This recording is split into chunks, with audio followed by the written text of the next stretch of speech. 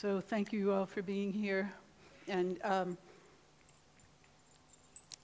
I'm on a self-imposed sabbatical this year. So I thank Tanzkongress for inviting me to give a talk because it forced me to do something.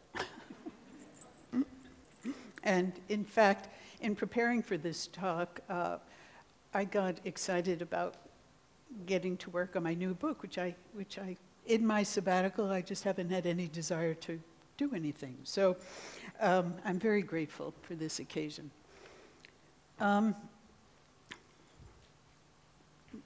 also, I loved being under this heading, the practice of theory, and it had inspired this drawing. So just, can you all see it? Yeah? Okay.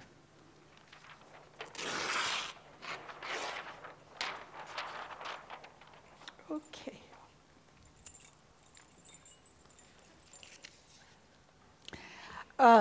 Nature, the talk, a continuity of discontinuity. My research began in 1970, and these numbers, 5 million cells, 50 billion cells, 800 billion cells, 50 trillion cells, and now a zillion cells. These numbers really came from published material about cellular biology at the time, more or less. They're numbers that came to me from people I was working with who quoted me these numbers. So you could see, in 1970 when I began, 5 million cells. And now we're up to a zillion, same body, zillion cells. So that's how outrageous my research is. I just want to be clear about that right from the beginning. It's insane. Very limited. It's my research. It's my body. Very limited. This is my research. So just want to, I honor all of you who are here today who care enough about this body to research it in all the ways that you're researching it. So just want to say that.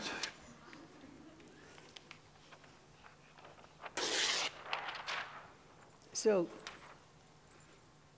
this is my current translation of my research material.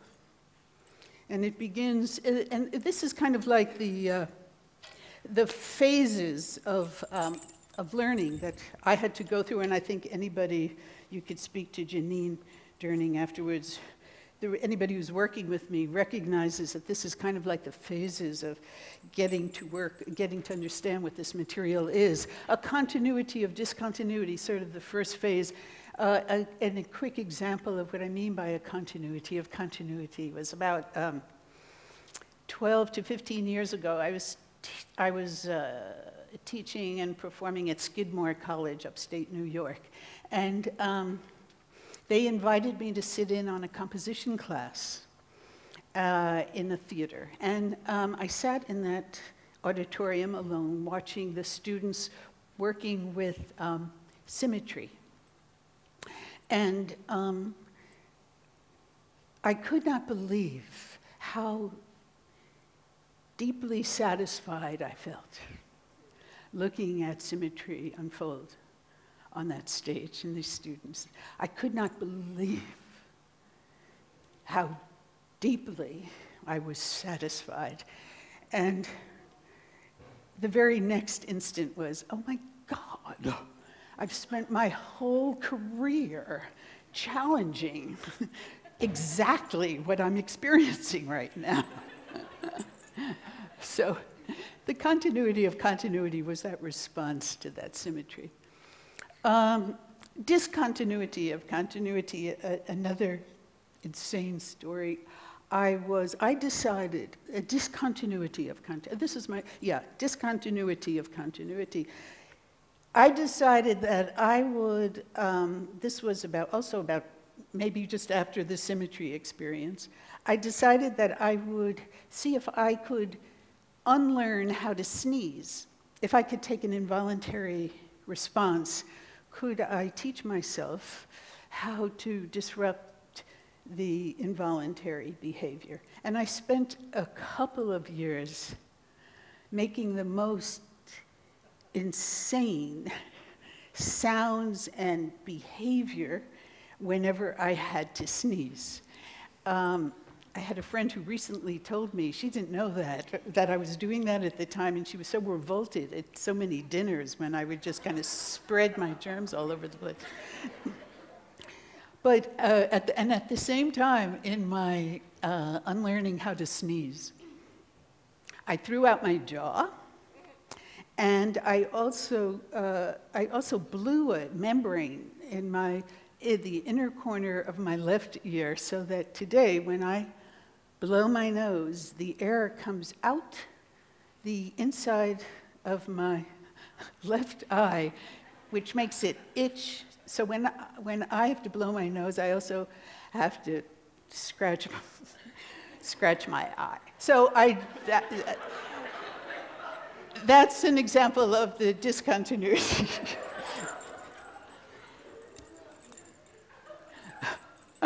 And a continuity of discontinuity, I believe, will be self-evident in this video that will be shown during my talk of Janine Durning performing No Time to Fly. It was a very early adaptation of Janine's solo. And I think a great example of what I now understand as a continuity of discontinuity as a practice of performance.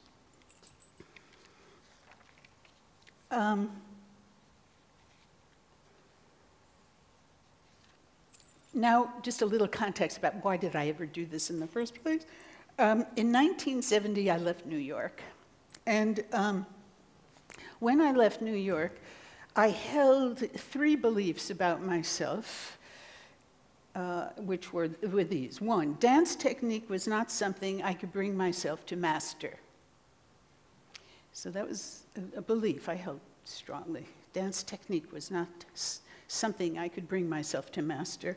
The second belief I had about myself at that time was my intellect, my thinking mind, was grossly inadequate.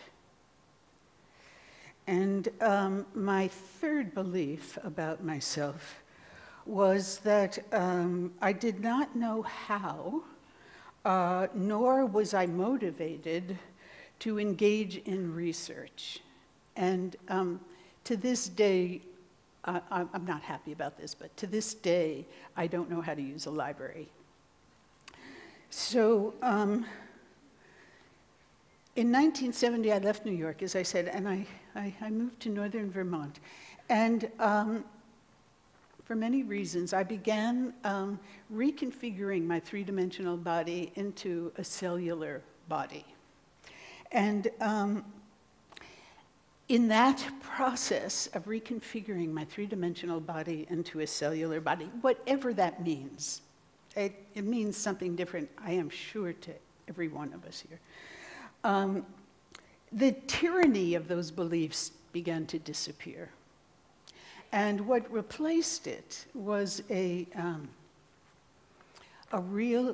experience of faith in my whole body at once as my teacher. Through my noticing the feedback of my cellular body, I came to have faith in my whole body at once as my teacher. And I just want to give you a little definition of faith by my dear friend Rino Pizzi, which is: faith is the deeply felt conviction that everything is possible, including the possibility that this is not possible. So.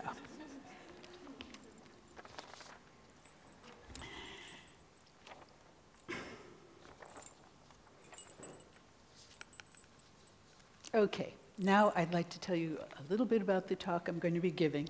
I chose excerpts from my dance notebooks from 1970, so I'm covering the last 10 years in which I came to this understanding of a continuity of discontinuity.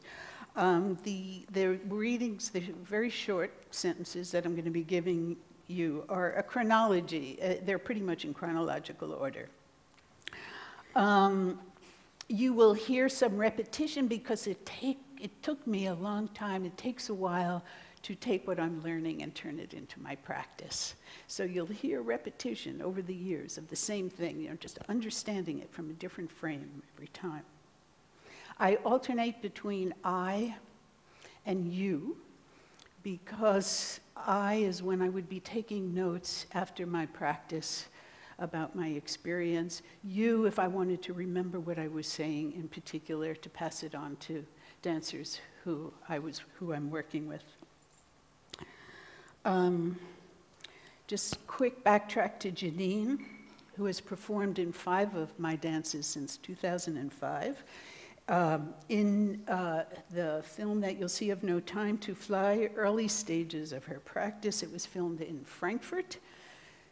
And for this, I just want to thank the Forsyth Company, and I'd like to thank Motion Bank, and I would like to thank Scott de la Junta. I have this, if you feel more comfortable when I'm talking, when I'm saying these things, if you feel more comfortable standing or going off to the side or standing or trying these suggestions out, please do so. And finally, just before I begin, I would like to give you a example of what noticing the feedback from my whole body at once as my teacher might sound like, and it goes, and that's the feedback I've been listening to since 1970.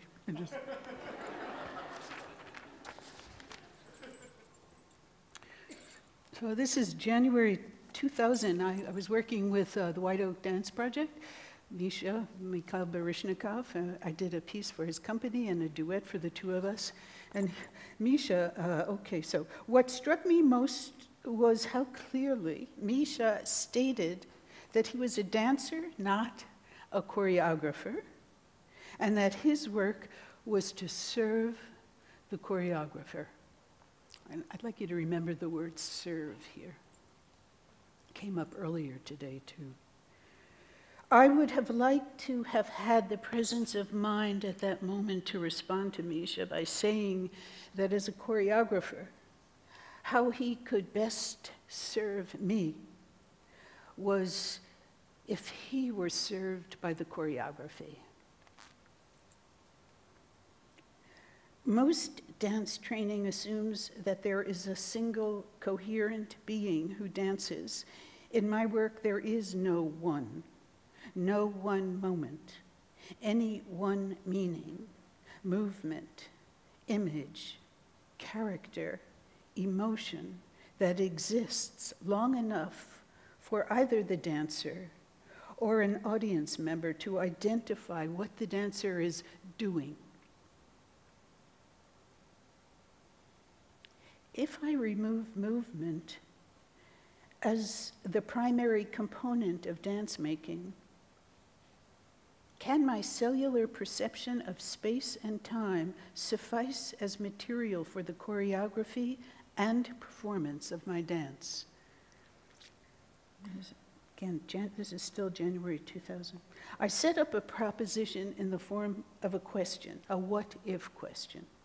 The question is framed through a turn of language found to excite the imagination of the person who is dancing. The question is meant to inspire and engage the dancer in noticing the sensuality of the feedback from the question as it unfolds in his or her body. The question is not there to be answered. And not to look for an answer requires a lot of work for anyone. And that is why the question has to be so attractive for the person who is dancing. To not look for an answer is such hard work, whether we know it or not. The We're seeking answers. The dance I choreographed for White Oak Dance Project was called Whiz. And this was the question they were working with. What if every cell in your body at once has the potential? Okay, 1970s, no, this was 2000, I think we're at like 2000, we're at 50 trillion cells, okay? What if 50 trillion cells in your body at once have the potential to perceive your loyalty to dance and your disinterestedness in the loyalty at the same time?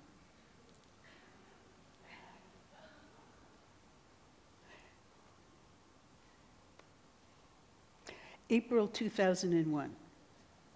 There's a Zen saying, being in the moment is not necessarily a great thing. However, it is all there is. And my response to this adage is there can be more to the moment than just being in it.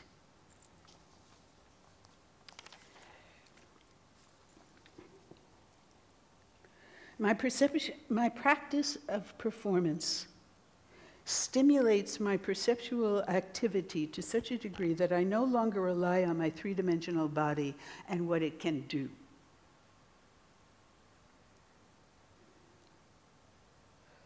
I was teaching a workshop and I called it Immensity at Work. Immensity is your perception of space. And immensity is your perception of space and how available you are to enlarging your experience of movement to include the space in which you're dancing. And when I say space here, and for the rest of this talk, every time you hear you say the perception of space, for this, I'm talking about this space. I'm talking about this room, this ceiling, this floor, these four walls. So it's a very concrete sense of space. It isn't kind of an endless space. Immensity at work is your perception of space and how available you are to enlarging your experience of movement to include the space in which you are dancing. Immensity is within ourselves. It is attached to a sort of expansion of being that life curbs and caution arrests. And that's a quote from The Poetics of Space by Bachelard. What if every cell in your body at once has the potential to perceive all of space, this space moving as you move through it? And what if every cell in your body at once has the potential to perceive time passing, here gone, here gone, here and gone, here and gone, here and gone, here and... These questions can both enlarge and deepen your experience of being in the moment.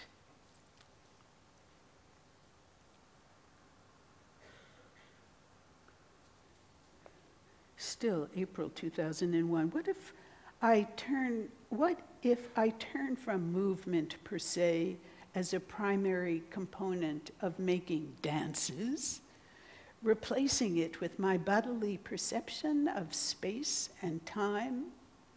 Will this suffice as the two primary components within a choreographed work?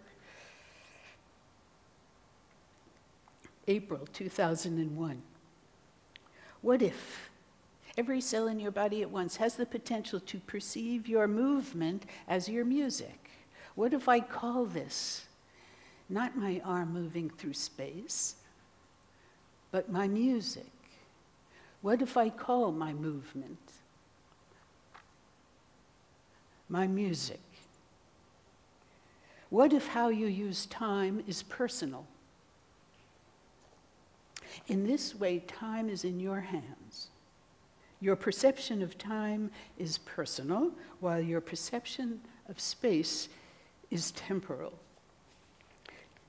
Your practice of performance involves an ever-expanding network of perceptual activity. The question is meant to stimulate and compel you to keep returning to it while you are dancing.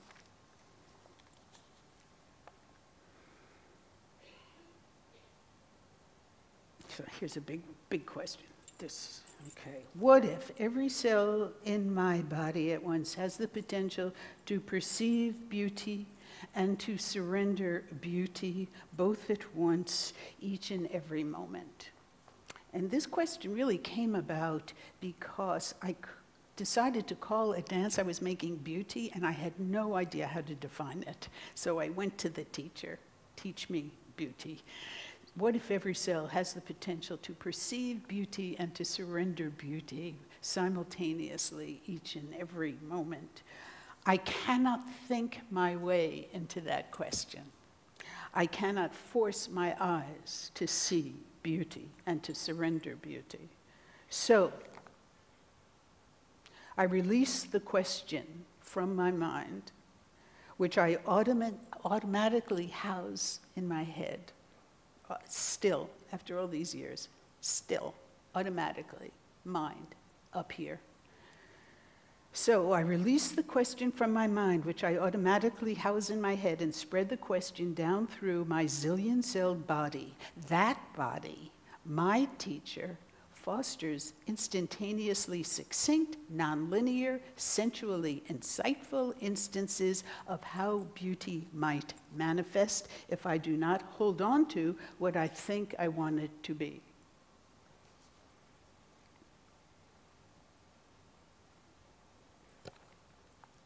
For many of you, this question, I'm sure,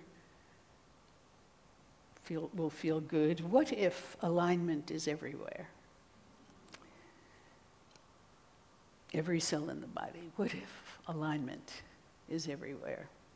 So the question, those kind of questions, that kind of use of language goes from being an image into something truly inspirational, I think. Be turned. Okay.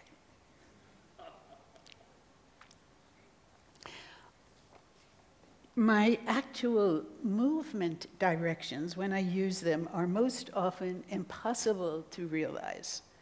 For instance, shift your weight from side to side and forward and back simultaneously.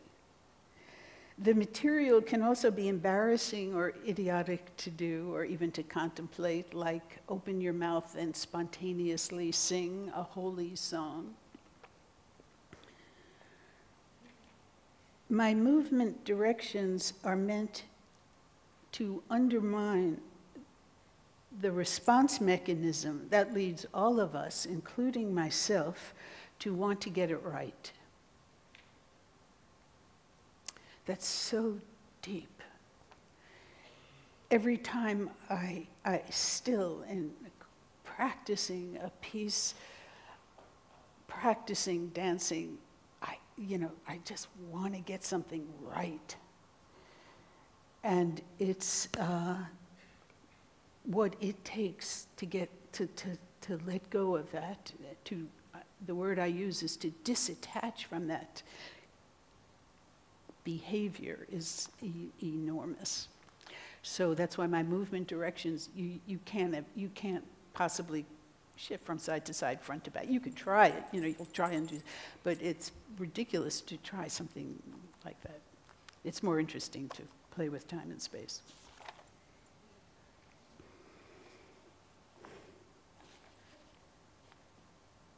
January 2002.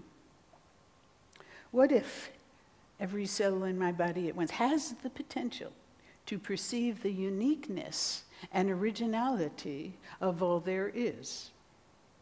Unique and original are the poetic counterparts of space and time.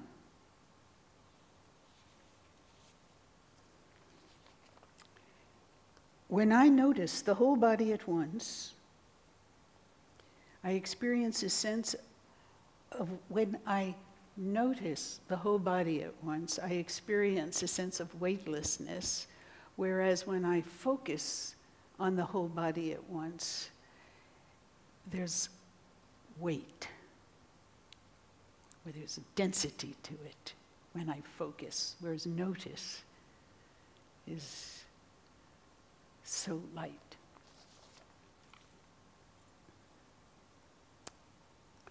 When I am dancing, I often forget that each moment passing is original. Here and gone, here and gone, here and gone, here and gone, here and gone, here and gone, here and gone, here and gone. I forget. 43 years. I forget. My perception of time passing heightens my sense of here before it is gone.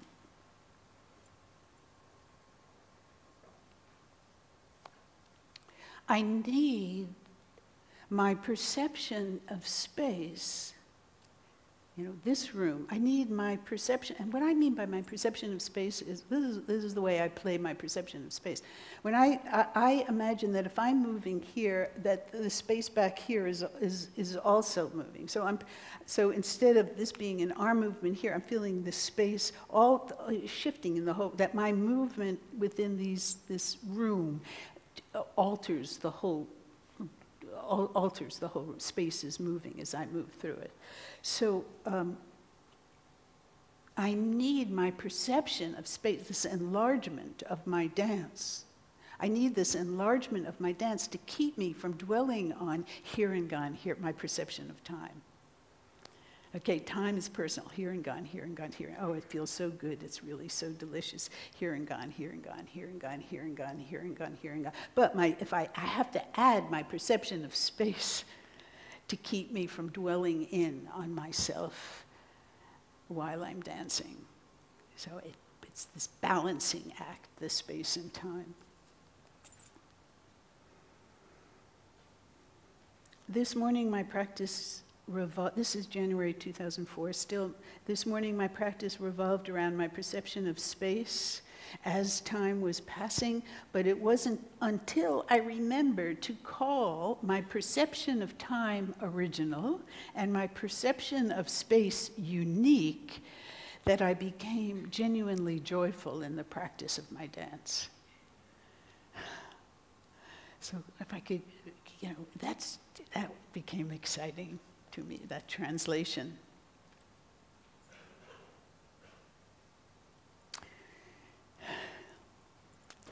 To halt your progress through the dance, you remain positionless at the threshold of each change in order to surrender behavior that drives you forward onto the next movement.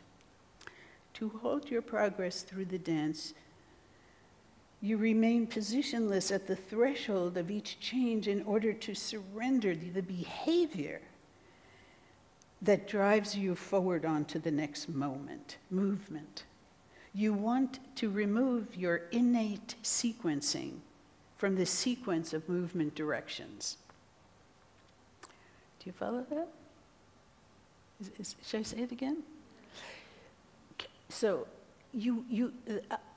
there's a sequence to No Time to Fly, but in order for Janine not to go forward to the next thing, she has to let go of that. She has to remain positionless about where she is and to keep her from the behavior of moving forward. The innate sequencing that we have when we perform a dance, when we do anything, the innate behavior, beginning, middle, and end, that innate behavior, in order to remove it, one has to return to being just where you are instead of going forward. So people say to me, you know, rather than going forward like this through a dance, the continuity of discontinuity, you go forward from the dance this way. You go forward this way by returning to where you are instead of going from one thing to the next to the next. Is that clearer? Yeah. A little bit? Yeah, okay. What if your consciousness of your whole body is in direct proportion to the space between where you are dancing in relation to the audience?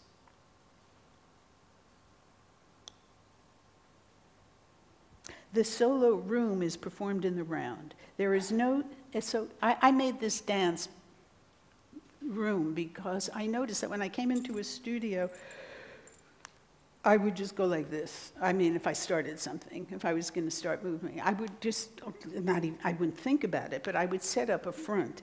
My body would set up, I would do a front. I would just automatically go in, and this was front. And so in order to stop myself from doing that, I made a dance in the round where there was no front. The solo room is performed in the round. There is no single area that is front. Or to quote the dancer Laird Thompson, who learned the solo room, what if front is everywhere?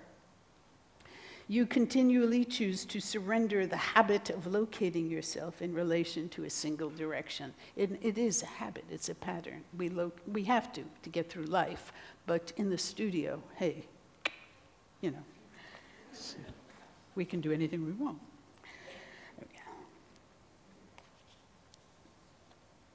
Room enlarges your practice of performance to include the whole room in which your dance is being performed. A question is meant to expand how you perceive rather than fix on what you are doing. Okay, June 2004. What if this room, this conference room, is the I'm calling it the laboratory. What if this room is the laboratory? And your body is the site where the experiment is taking place within the lab. Your body is the site of the experiment that is taking place within the lab. What if the question is the material that is used? What if the question is the material that is used to excite the cellular body that you're noticing, watching unfolding in the lab? In order for the experiment to continue, it needs the material to support it, which is the question, as it is perceived by the cellular body. Your work as the dancer is to notice the experiment unfolding, how the arousal of movement from the question changes and informs you. At the same time, your perception of the laboratory is necessary to keep you from dwelling on any single aspect of the experiment.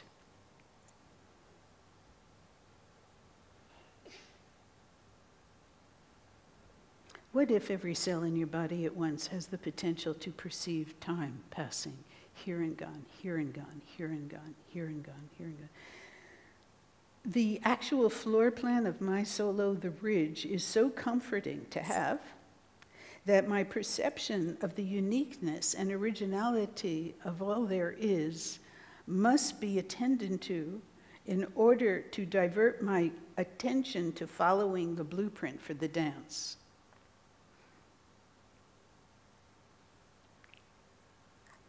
That's a lot of language. Okay, here we go. This is good. 2006, December.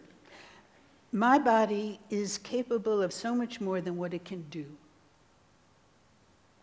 For example, the range of sound coming from the piano was more or less constant until John Cage created the prepared piano by introducing different objects that were placed between or on the strings, hammers, or dampers of the piano. You know what I'm talking about, the prepared piano? These outside components altered the piano's harmonics, and it added a whole new gestalt of sound to the world of music. In a similar way, the dancer who performs my work has a prepared body, although I'm not referring here to dance training or physical strength or expertise.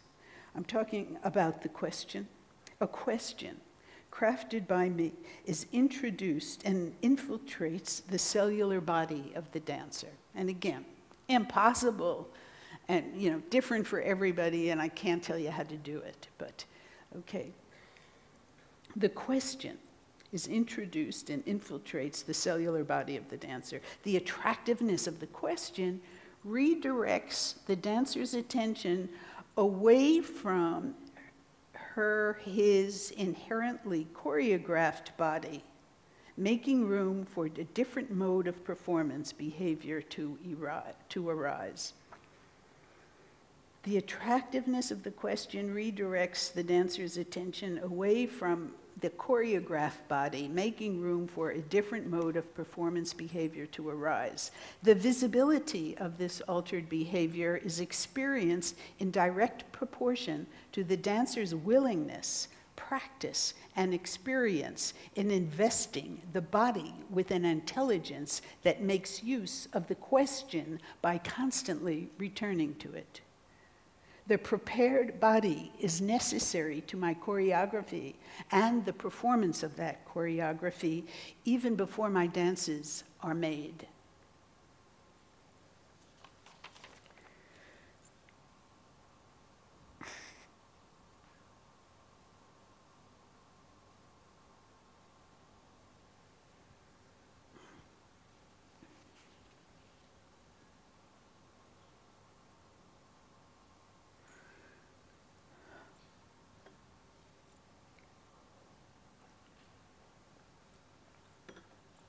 How are you doing? It's a lot, it's a mouthful. July 2007. What if every cell in your body at once has the potential to choose to surrender the pattern of facing a single direction? And it's just a pattern.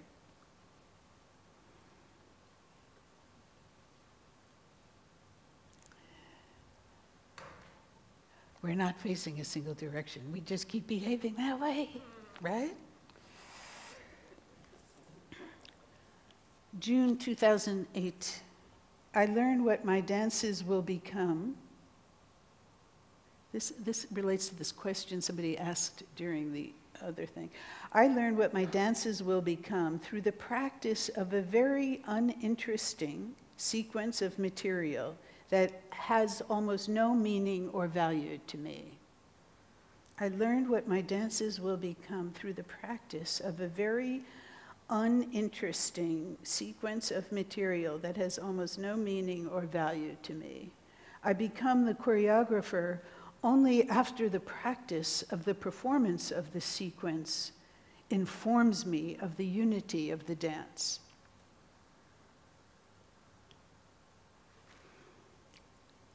Can you follow that? Should I say it again? Because I think it's kind of interesting.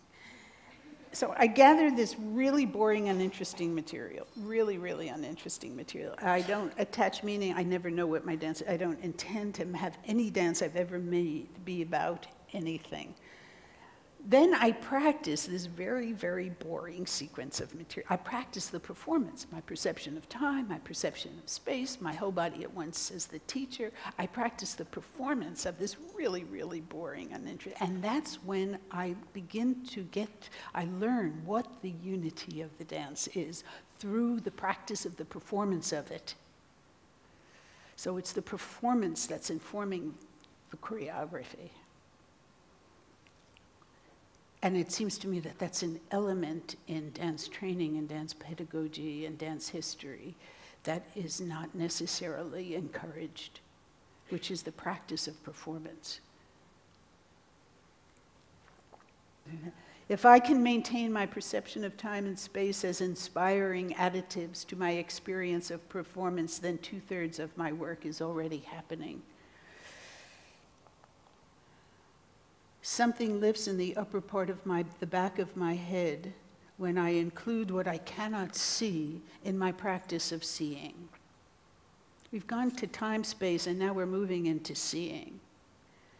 Something lifts in the upper part of the back of my head when I include all that I cannot see in how I'm seeing.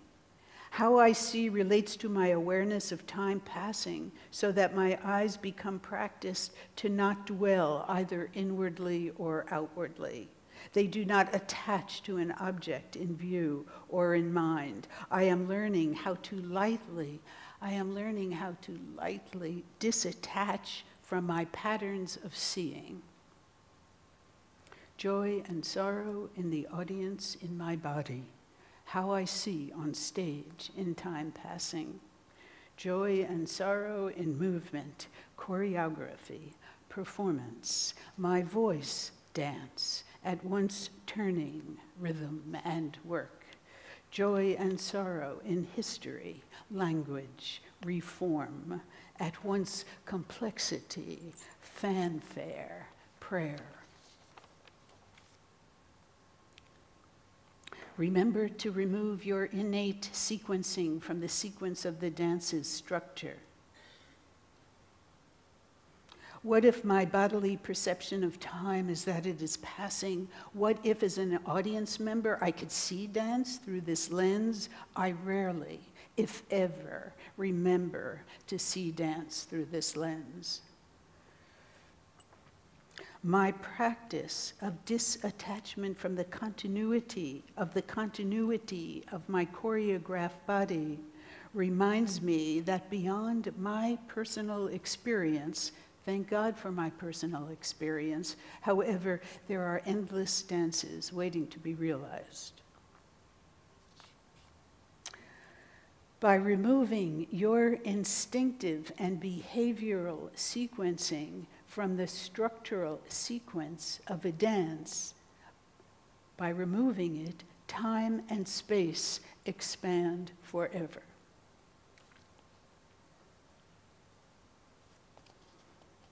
The questions relegated to the cellular body are akin to juggling millions of balls in the air at once. It is impossible, and it requires practice.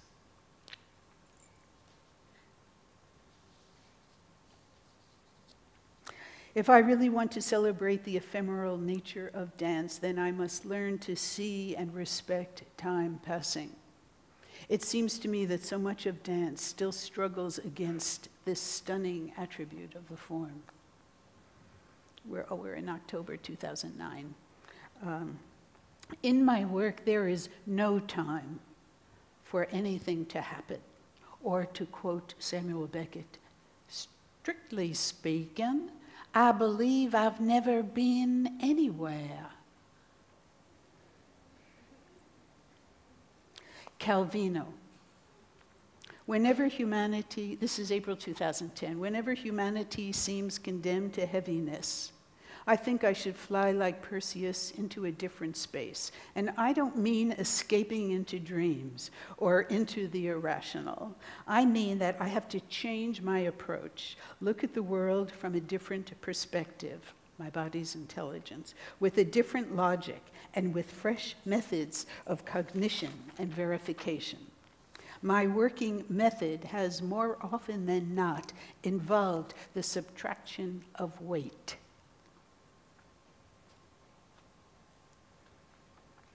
What if dance is how and where you practice relationship with your whole body at once, in relationship to the space where you are dancing, in relationship to each passing moment, in relationship to your audience? What if the depth of this question is on the surface? I'm skipping a little bit. You have to see before you can disattach from what you see. There is no time to identify what you see. What is tricky about this is the simultaneous experience of seeing and disattaching from what you see. This then becomes how you see.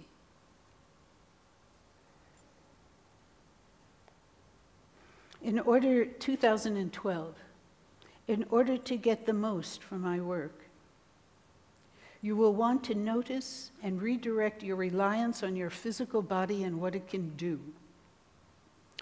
Redirecting this dependence requires an unselfish regard for your whole body at once as a cogent medium for indefinable specificity. You are thus positioned to learn without thinking.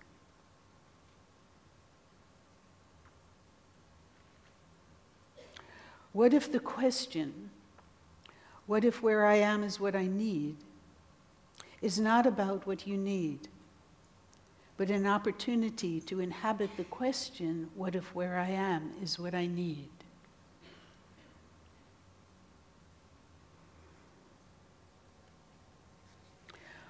What if how you see while you are dancing, including what you imagine, invent, project, can and cannot see in a prescribed area, near, mid-range, and far, at any given moment, is a means by which movement arises without having to look for it? What if how you see happens right here in your body and not out there? Oh, it is such interesting work, such good work.